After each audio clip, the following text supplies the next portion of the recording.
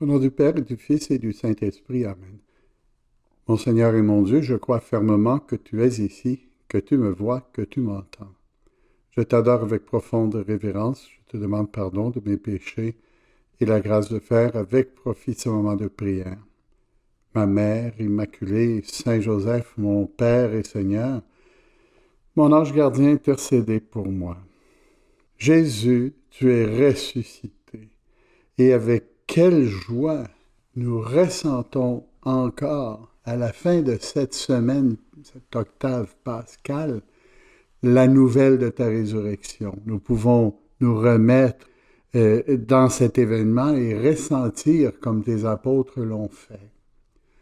L'évangile de Marc, que nous lisons aujourd'hui, est un résumé, même si tout est présenté le soir de Pâques. On sait que c'est un résumé de ce qui allait se passer jusqu'à ce que le Seigneur remonte au ciel.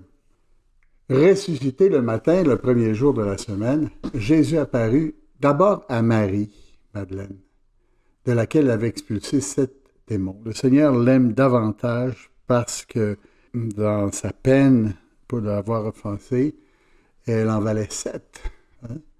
Et le Seigneur l'aime à sa mesure, la mesure de son amour. Celle-ci, nous le savons, partit annoncer la nouvelle à ceux qui, ayant vécu avec lui, s'affligeaient et pleuraient. Marie-Madeleine avait assisté à la Passion, les apôtres non. Elle s'en va leur dire qu'elle a vu Jésus ressuscité. Quand ils entendirent que Jésus était ressuscité, ils refusèrent de croire. On sait toutefois que Pierre s'est rendu à la tombe, ensuite avec Jean, et qu'ils ont vu. Après cela se manifesta sous un autre aspect à 2 d'entre eux qui étaient en chemin pour aller à la campagne. Ceux-ci revinrent l'annoncer aux autres qui ne le crurent pas non plus. C'est curieux, cette obstination à ne pas croire. On ne peut pas dire que Thomas était le seul à ne pas croire.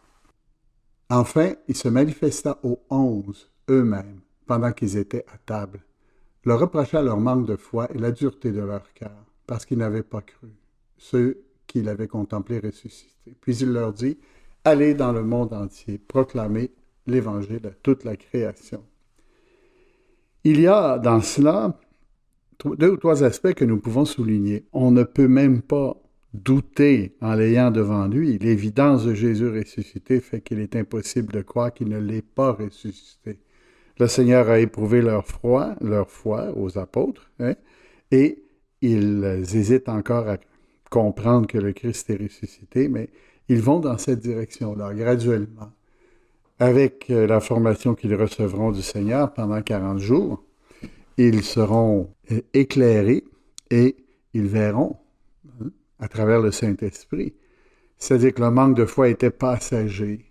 Peut-être en premier, le manque d'esprit surnaturel qu'ils avaient eu.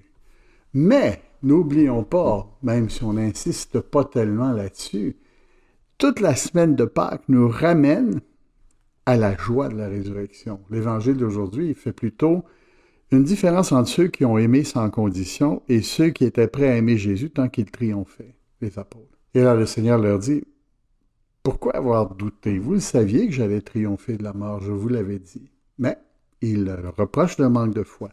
Mais au-dessus de ça, si nous regardons ce résumé des événements de la semaine, nous remarquons une force nouvelle. Cette force nouvelle qui est comme scellée par la joie de la résurrection. Devant la joie de la résurrection, plus rien ne devient un obstacle.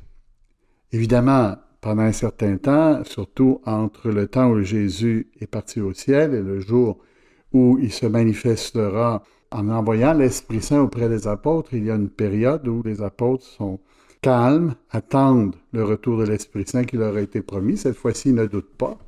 Mais il reste qu'ils sont profondément heureux d'avoir vu le Christ ressuscité. Et même le jour de l'Ascension, ils sont heureux, joyeux. Ils retournèrent à Jérusalem, nous dit-on. Dans tout cela, il y a cette joie qui est continuellement renouvelée. Quelque chose d'extraordinaire dont nous n'avons aucune idée. Si nous n'entrons pas dans la scène de la résurrection, Jésus parfaitement mort, il n'y avait pas de doute là-dessus, ressuscite de lui-même avec toute la force divine et humaine qu'il avait, se manifeste aux femmes, se manifeste aux apôtres. Il s'en va en Galilée, fait des miracles avec eux et les laisse finalement, après 40 jours, pour retourner vers le Père. Ces 40 jours, mais surtout cette première semaine liturgique que nous célébrons, sont des moments de joie. Nous disons « Alléluia, Alléluia », le répétons continuellement. Cette joie de voir le Christ ressuscité. Imagine-toi la joie de quelqu'un qui, soudainement, se retrouve avec une personne qu'on pensait morte ou une personne qui était partie, comme la joie du Père devant son fils prodigue, qui revient et qui lui dit « Père, je ne suis pas digne de t'appeler ton fils. » Absolument, tout à fait. Nous non plus ne sommes pas dignes, mais nous avons hérité, par la résurrection du Christ, de la grâce, de la miséricorde. Le Seigneur les a peut-être un petit peu, leur a peut-être ouvert les yeux en leur montrant que, bon, ils auraient pu avoir plus de foi. Mais le Seigneur construit sur le futur, ne regarde pas le passé. C'est un des péchés de plus pour lesquels il est mort, il leur a déjà pardonné. Dans les autres textes qu'on lit du soir de la rencontre de Jésus avec les apôtres à Pâques, c'est « La paix soit avec vous ». Pas un mot sur le manque de foi.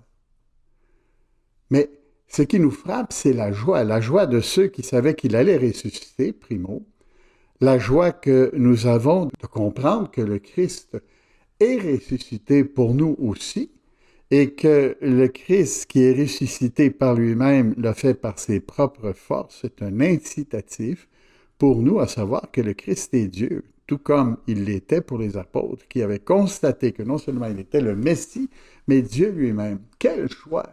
Saint José Maria avait l'habitude de répéter de temps en temps que la joie a ses racines en forme de croix. Et il est certain que s'il n'y avait pas eu cette mort et cette résurrection, il n'y aurait pas eu cette joie incommensurable que les apôtres ont connue à la résurrection de Jésus.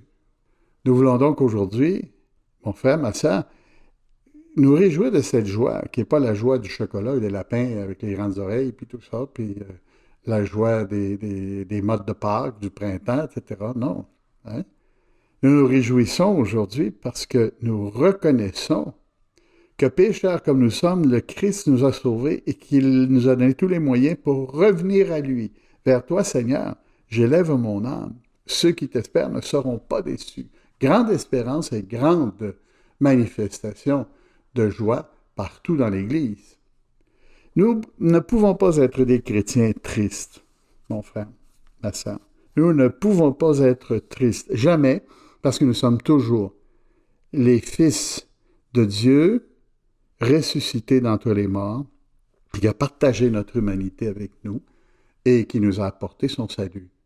Toujours joyeux, pas de raison pour être triste. On ne peut pas avoir la face longue puis dire qu'on est chrétien. On ne peut pas être tellement sérieux parce que l'enjeu, on n'a pas compris si on est toujours sérieux, que la joie de la résurrection, c'est une joie qui se manifeste dans tout ce que nous faisons, dans nos rêves, dans nos partages avec les autres, dans notre dialogue continuel avec les personnes qui nous entourent, pour n'importe quoi, dans les petits malheurs qui nous arrivent. On reste joyeux parce que le Christ est plus fort que la mort, parce que le Christ est mort pour nous, parce que le Christ est un excellent modèle pour chacune de nous. Merci Seigneur d'être ressuscité, merci de t'être montré avec toute ta beauté, ta candeur, ta joie humaine, sans insister sur le fait que tu étais ressuscité, mais en donnant tes grâces humaines et surnaturelles aux apôtres après la résurrection et en continuant de le faire après ton ascension. Cultivons, mon frère, ma sœur, cultivons cette grande joie de savoir que le Christ est ressuscité. Revenons là-dessus continuellement. Ça peut être à travers l'exercice de la réconciliation, à travers une prière qu'on fait devant toi, Seigneur, avec beaucoup de joie. Mais cette joie, on doit s'interroger profondément si on la perd ou si on ne l'a plus. parce qu'on est usé, parce qu'on en a trop vu, parce qu'on en sait trop, parce que c'est toujours la même chose? Où est la conscience que, Seigneur, toi, tu nous as sauvés, que tu nous as aimés? Pensons à la joie de Marie, le jour de la résurrection. Et nous verrons que cette semaine de Pâques aboutit nécessairement sur le dimanche des miséricordes, demain, qui éprouve aussi pour nous une grande joie, encore plus grande, pour ainsi dire. Je te remercie, mon Dieu, des bonnes résolutions, des actes d'amour, des inspirations que tu m'as communiquées dans cette méditation. Je te demande de m'aider à les mettre en pratique, ma Mère Immaculée, Saint Joseph, mon Père et Seigneur, mon ange gardien, intercédez pour moi.